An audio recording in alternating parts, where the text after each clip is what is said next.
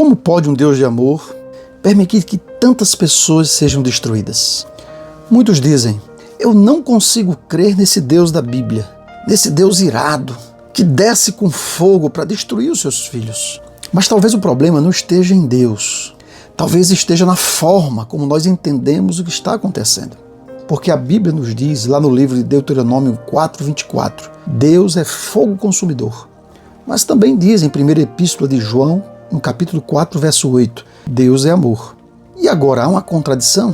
Ou um Deus que está fora de controle? Nenhum dos dois. Deus não é amor ou justiça. Deus é amor e justiça. Agora preste bem atenção nisso. Quando Jesus voltar, a presença dele será revelada em plenitude. E a Bíblia nos diz lá em 2 Pedro 3 que as coisas vão se dissolver. Não é vingança, é incompatibilidade. A presença de Deus é fogo consumidor. Entenda isso. Deus ele não tem prazer na morte do ímpio. A Bíblia diz lá no livro de Ezequiel 33:11 que ele quer que todos se arrependam e vivam. Deus ama todos e não deseja perder ninguém. Mas quando ele se manifestar em sua santidade absoluta, sua presença será tão pura, tão santa, que tudo que é mal, tudo que é impuro, tudo que é pecado não poderá permanecer e irá se dissolver. E por que isso acontece? Não é porque Deus perdeu o controle. É uma consequência inevitável da santidade de Deus. Diante dele, o pecado não sobrevive.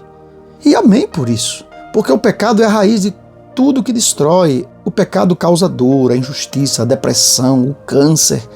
Vá no hospital ou no velório e você verá que o pecado precisa ser destruído.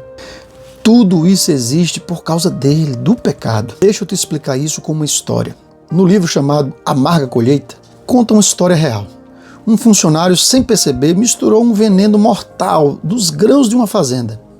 E esses grãos contaminaram todos os animais, gado, galinha, tudo. E os fazendeiros tiveram que tomar uma decisão muito difícil: isolar, sacrificar e queimar todo o rebanho.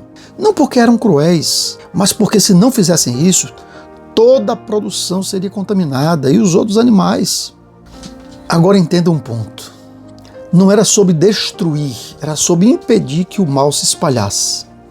Então, quando Deus eliminar o pecado, quando ele voltar em sua plenitude, ele não está tirando algo bom de nós. Ele está libertando o universo daquilo que nos destrói. Você sonha com um lugar justo, sem dor, sem angústia, sem traições, sem lágrimas, sem morte.